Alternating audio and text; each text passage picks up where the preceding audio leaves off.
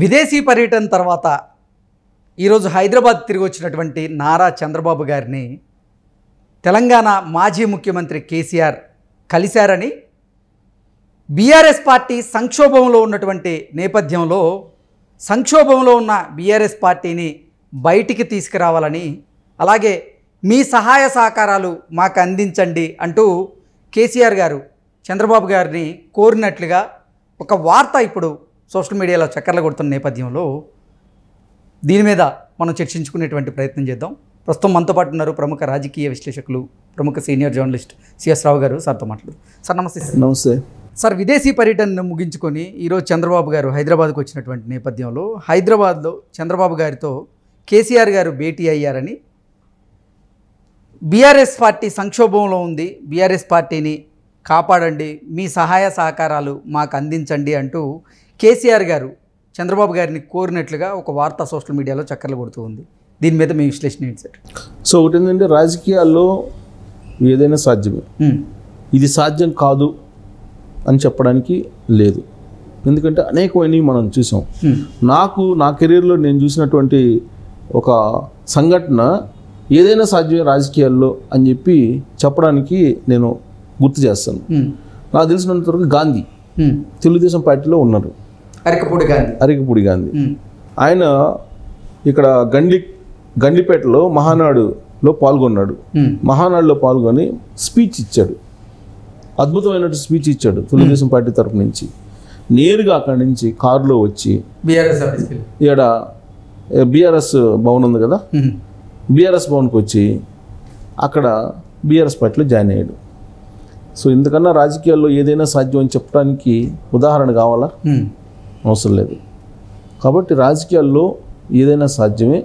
ఎవరు ఏ పార్టీలో నుంచి ఏ పార్టీకి వెళ్తారనేది కూడా మనం ఊహించలేము. ప్లస్ ఎవరు ఎప్పుడు కలుసుకుంటారో కూడా మనం ఊహించలేము. అసలు కాంగ్రెస్ పార్టీ తెలుగుదేశం పార్టీ పొత్తు పెట్టుకుంటుందని చెప్పి అసలు ఎవరైనా ఊహించారా? డైరెక్ట్ పొత్తు పెట్టుకుంటుందని? మరి 2018లో 2019లో కాంగ్రెస్ పార్టీ తెలుగుదేశం పార్టీ పొత్తు పెట్టుకుని ప్రజల్లోకి వెళ్ళింది కదా తెలంగాణలో. మనం ఊహించలేదు కదా. కాబట్టి అనేకం ఉన్నాయి ఇలాంటి. ఇప్పుడు భక్తు కాంగ్రెస్ వాది డి శ్రీనివాస్ టీఆర్ఎస్ పార్టీలోకి వెళ్ళాడు. కేశవరావు రాజకీయంగా ఎదిగింది కాంగ్రెస్ పార్టీ నుంచి. ఆయన ఎక్కడున్నాడు? ఇప్పుడు మళ్ళీ బయటకు వచ్చారు. అది ఓకే. సో కాబట్టి ఇప్పుడు మనకు ఆంధ్రప్రదేశ్లో వినిపిస్తుంది తాజాగా ప్రశాంత్ కిషోర్ ఏం చెప్పాడు? బొత్స సత్యనారాయణ తెలుగుదేశం పార్టీలో చేరబోతున్నారని. అవునా? ధర్మాన ప్రసాదరావు తెలుగుదేశం పార్టీలో చేరబోతున్నారని. అంటే ఎప్పుడు ఎవరు ఎలా చేంజ్ అవుతారో మనం చెప్పలేం. ఈవెన్ ఎక్కడిదాకా ఎందుకు సాయి రెడ్డి తెలుగుదేశం పార్టీలో చేరబోతున్నారని ఒక ప్రచారం వస్తుంది. విజయసాయి రెడ్డి కొట్టేయగలమా? కొట్టి వేయగలమా? అసలు చంద్రబాబు నాయుడు విజయసాయి రెడ్డి పక్కన కూర్చొని మాట్లాడుకుంటారని చెప్పి మనం ఎప్పుడైనా అనుకున్నామా? కానీ ఒక సంఘటన, ఒక విషాదకరమైన సంఘటన వాళ్ళిద్దరిని కలిపింది కదా. వాళ్ళిద్దరూ మాట్లాడుకునేలా చేసింది కదా. వేమిరెడ్డి ప్రభాకర్ రెడ్డి జగన్మోహన్ రెడ్డికి అత్యంత సన్నిహితుల్లో ఒకళ్ళు. జగన్మోహన్ రెడ్డి పిల్లర్స్గా చెప్పుకునేటువంటి వాళ్ళల్లో మనకి ఎవరెవరు ఉన్నారు? పెద్దిరెడ్డి రామచంద్రారెడ్డి, వైవి సుబ్బారెడ్డి, విజయసాయి రెడ్డి, వేమిరెడ్డి ప్రభాకర్ రెడ్డి, బాలినేని శ్రీనివాసరెడ్డి, విజయసాయి రెడ్డి, బాలినేని శ్రీనివాసరెడ్డి కన్నా కూడా ఇంకా సజ్జల రామకృష్ణారెడ్డి. అంటే ప్రధానమైన వాళ్ళు చెప్తాను, నలుగురు. ఐదో వాడు వేమిరెడ్డి ప్రభాకర్ రెడ్డి. మరి వేమిరెడ్డి ప్రభాకర్ రెడ్డి ఎన్నికల ముందు వెళ్ళిపోయారు. విజయసాయి రెడ్డి కూడా ఎన్నికల తర్వాత ఆయన అక్కడ ఉండరు అనేది వినిపిస్తుంది. ఓకే. కాబట్టి రాజకీయాల్లో ఏది మనం కొట్టిపారేయలేం. ఇప్పుడున్నటువంటి పరిస్థితులు, అవసరాల దృష్ట్యానే రాజకీయాలు ఎప్పటికప్పుడు మార్చుకుంటూ ఉంటారు. ఇప్పుడు కూటమి ఏర్పడింది 2009లో. కేసీఆర్ అప్పటి వరకు తెలుగుదేశం పార్టీ మీద వ్యతిరేకంగా ప్రచారం చేశాడు. మరి తెలుగుదేశం పార్టీతో పొత్తు పెట్టుకున్నాడుగా 2009లో. ఆంధ్ర పార్టీ అని అన్నారు. మరి ఆంధ్ర పార్టీ అని చెప్పి అన్న కేసీఆర్ మరి అదే ఆంధ్ర పార్టీ తోటి నీకు పొత్తు పెట్టుకున్నాడు కదా, మహాకూటమిలో కలిసాడు కదా ఆయన. ఆ తర్వాత అంతకుముందు కాంగ్రెస్ పార్టీతో పెట్టుకున్నాడు కదా. అది కూడా ఆంధ్ర పార్టీ, ఆంధ్ర వాళ్ళు పీసీసీ అధ్యక్షుడిగా ఉన్నప్పుడే పెట్టుకున్నాడు కదా.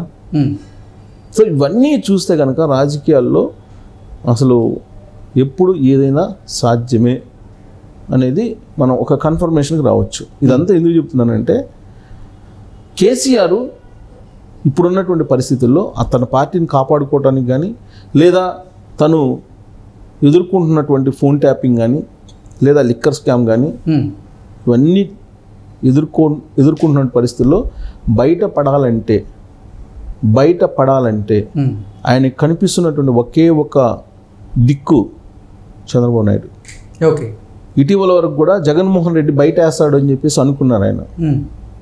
ఆ విషయం ఆ పార్టీలో వాళ్ళే చర్చించుకుంటున్నటువంటి పరిస్థితి. కానీ జగన్మోహన్ రెడ్డి ఇప్పుడు ఆంధ్రప్రదేశ్లో ఓడిపోబోతున్నాడు అని తెలుసుకున్న తర్వాత ఫ్లైట్ రాత్రికే ఫిరాయించి అమెరికా నుంచి ఆపరేషన్ చేశాడు చంద్రబాబు నాయుడు తోటి, లైజనింగ్ చేశారు కేసీఆర్ అండ్ టీమ్ అనేది వినిపిస్తుంది. ఎందుకు అమెరికా నుంచి చేశారు అని అంటే, మాయల్ పకీర్ ప్రాణం చిలకలో ఉన్నట్టు అమెరికాలో అసలు గుట్టు ఉంది కేసీఆర్ది. ప్రభాకర్ రావు అనే అతను ఇక్కడికి వస్తే నెక్స్ట్ అవర్లో కేసీఆర్ జైలుకి పోవటమే. ఫోన్ ట్యాపింగ్ ఆల్మోస్ట్ ఫైనల్కి వచ్చేసింది కదా. ఎవరెవరిని ట్యాప్ చేసాము, రోజుకి ఎంతమందిని ట్యాపింగ్ చేసాము, ఎంతమంది దగ్గర బ్లాక్మెయిల్ చేసి ఎంత డబ్బులు తీసుకున్నాము, ఇవన్నీ కూడా వాంగ్మూలంలో రాధాకృష్ణరావు క్లియర్గా చెప్పారు, భుజంగరావు చెప్పారు, ఇంకా కొంతమంది పోలీస్ ఆఫీసర్స్ చెప్పారు, తిరుపతి అన్నని వాళ్ళందరూ ఉన్నారు, వాళ్ళు చెప్పేశారు. వాళ్ళందరూ వాంగ్మూలం మొత్తం రెడీ అయిపోయింది. ఇంకా ప్రభాకర్ రావు రాగానే ఎందుకు చేసావు, మొత్తం ప్రభాకర్ రావు వైపు చూపిస్తున్నారు వీళ్ళందరూ. ప్రభాకర్ రావు చేయమంటే మేము చేసామని చెబుతున్నారు. ప్రభాకర్ రావు వచ్చి ఏం చెప్పాలి, నేను చేయమని చెప్పాను, కేసీఆర్ చేయమన్నాడు, నేను చేశానని చెప్తారు. ఆయన ఇచ్చే వాంగ్మూలాన్ని బట్టి ఈయన జైలు జీవితం ఉందా లేదని తెలిసిపోతుంది. అంటే ఆల్మోస్ట్ కేసులు అన్నీ ఫైల్కి వస్తున్నాయి. కాళేశ్వరం కానీ, లేదంటే ఫోన్ ట్యాపింగ్ కానీ, లిక్కర్ స్కామ్ కానీ. Liquor scam already ED CBI ఏమని చెప్పింది, పెద్ద ముదురు కవిత, ఒకవేళ పొరపాటున కనుక కవితకు బెయిల్ ఇస్తే సాక్షుల్ని బెదిరించే అవకాశం ఉంది, సాక్ష్యాలను మార్చేసే అవకాశం ఉంది, కాబట్టి బెయిల్ ఇవ్వద్దు కవితకి అని చెప్పి కోర్టులో పిటిషన్ వేశారు. ఒక రోజులోనే 4 ఫోన్లు ఫార్మేట్ చేసింది ఆవిడ, ప్లస్ మాజీ ముఖ్యమంత్రి కూతురు. తర్వాత లిక్కర్ స్కామ్లో ఉన్నటువంటి అరుణ్ పిల్లై వాంగ్మూలాన్ని మార్చేసేలాగా చేసింది ఆవిడ. బుచ్చిబాబు వాంగ్మూలాన్ని మార్చేసేలాగా చేసింది. కాబట్టి ఆవిడ మామూలు మహిళ కాదు, మీరు బెయిల్ ఇవ్వద్దు అని చెప్పి పిటిషన్ వేశారు కోర్టులో, రౌజ్ ఎవెన్యూ కోర్టులో. సో కాబట్టి ఇవన్నీ కూడా మెడకు చుట్టుకున్నాయి. ఇంకొకటి ఏంటంటే అడిషనల్గా కేసీఆర్కి తెలిసే కవిత చేసింది అనేటువంటిది కొత్త కోణం ఇప్పుడు బయటకు వచ్చింది లిక్కర్ స్కామ్లో. అంటే లిక్కర్ స్కామ్లో కేసీఆర్ గారి పాత్ర కూడా ఉంది అనేటువంటి వార్తలు కూడా సోషల్ మీడియా వేదికగా చక్కర్లు కొడుతూ ఉన్నాయి, వస్తున్నటువంటి క్రమంలో ఈ మెడకు చుట్టుకుంటున్నటువంటి పరిస్థితుల్లో ఇప్పుడు ఏం చేయాలి, మునిగిపోయేటువంటి పరిస్థితుల్లో ఏదో ఒకటి దొరికితే పట్టుకుందాం అని చెప్పి అనుకుంటారు కదా.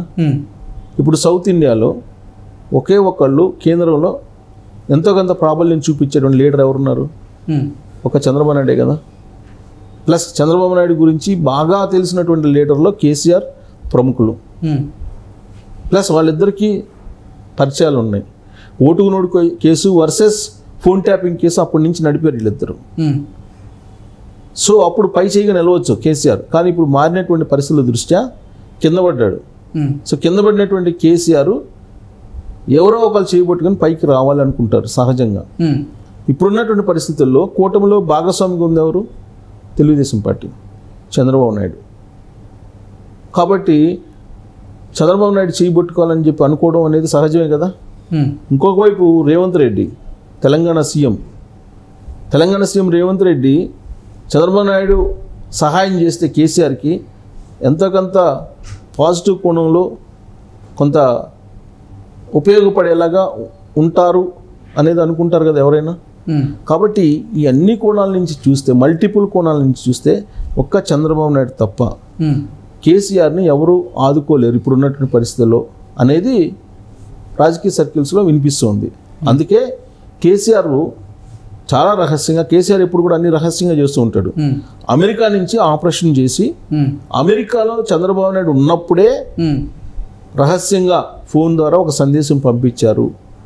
సౌత్ ఇండియాలో మనమే ఉన్నాం, సౌత్ ఇండియాలో మనం దెబ్బతింటే కేంద్రంలో లేదంటే ఢిల్లీ రాజకీయాల్లో పలసన అవుతాం, కాబట్టి మనం పరస్పరం సహకరించుకుందాం. ఇప్పుడున్నటువంటి పరిస్థితుల్లో సహాయ సహకారాలు అందించాలి అని చెప్పి మధ్యవర్తి ద్వారా అక్కడ ఉండేటువంటి ఒక ఎన్ఆర్ఐ ద్వారా భుజంగరావు త్రూ ఈ మొత్తం ఎపిసోడ్ నడిచింది అని చెప్పి తెలుస్తుంది. సో ఇప్పుడు చంద్రబాబు నాయుడు అమెరికా నుంచి వచ్చారు. అమెరికా నుంచి వచ్చిన తర్వాత కేసీఆర్ డైరెక్ట్గా కలుస్తారా ఆయన్ని అని అంటే రహస్యంగా కలవచ్చు. ఆ మధ్యకాలంలో ఎన్నికల్లో ఏం చెప్పారు, రహస్యంగా రేవంత్ రెడ్డి పోయి కలిశాడు చంద్రబాబు నాయుడు నుంచి ఒక పెద్ద మూట తీసుకొచ్చుకొని పంచాడు ఓటర్లకు అని చెప్పారు కదా బీఆర్ఎస్ వాళ్ళు. సో ఇప్పుడు కేసీఆర్ చంద్రబాబు నాయుడిని రహస్యంగా కలిసేదానికి ప్లాన్ చేసుకున్నారు. అందులో భాగంగానే మీరు అబ్జర్వ్ చేస్తే 2 రోజుల నుంచి కేటీఆర్ ఏమి మాట్లాడుకుని ఉంటే బాగుంటుంది, నోటికి తాళం వేసుకుంటే బాగుంటుంది కొన్ని రోజుల పాటు కేటీఆర్ వల్ల నష్టపోయాము అనేది వాళ్ళ పార్టీలో వాళ్ళే చర్చించుకుంటున్నారు. ఆ మేరకు మీమ్స్ కూడా వస్తున్నాయి. కేటీఆర్ చేసినటువంటి కామెంట్ల వల్లే నష్టపోయాం అనేటువంటి అభిప్రాయానికి వచ్చేసారు. చంద్రబాబు నాయుడు అరెస్ట్ అయినప్పుడు ఆయన చేసినటువంటి వ్యాఖ్యలు, తర్వాత మొన్న రీసెంట్గా ఆంధ్రాలో వైఎస్ఆర్ కాంగ్రెస్ పార్టీ మళ్ళీ వచ్చే అవకాశం ఉందని చెప్పి చెప్పడాలు, ఇవన్నీ మాట్లాడినటువంటి కేటీఆర్ నోటికి తాళం వేస్తే కొన్ని రోజుల పాటు బెటర్ అనేది బీఆర్ఎస్ పార్టీ వర్గాల నుంచి వినిపిస్తుంది. సో దీంట్లో భాగంగా ఇప్పుడు కేసీఆర్ ఏదైనా లైజనింగ్ చేసుకోగలరు. ప్లస్ చంద్రబాబు నాయుడు కేసీఆర్కి గురువు. ఆయన పోయి అడిగితే చంద్రబాబు నాయుడు కూడా ఎవరు పోయి అడిగినా కానీ కాదనలేరు. బహుశా ఆయన ఒక్కడే ఆధారం కేసీఆర్కి, అందుకే రహస్యంగా కలిసేటువంటి ప్రయత్నం చేస్తున్నారని తెలుస్తుంది. మరి ఎప్పుడు కలుస్తారో తెలీదు. రహస్యంగా అయితే కలిసే అవకాశం ఉంది. ఇంతకు మించి మరో మార్గం లేదనేది బీఆర్ఎస్ పార్టీలో జరుగుతున్నటువంటి చర్చ. వాటికి చంద్రబాబు నాయుడు ఇప్పుడున్న పరిస్థితుల్లో మరి ఒప్పుకుంటారా ఒప్పుకోరా అనేది మనం వెయిట్ చేయాలి.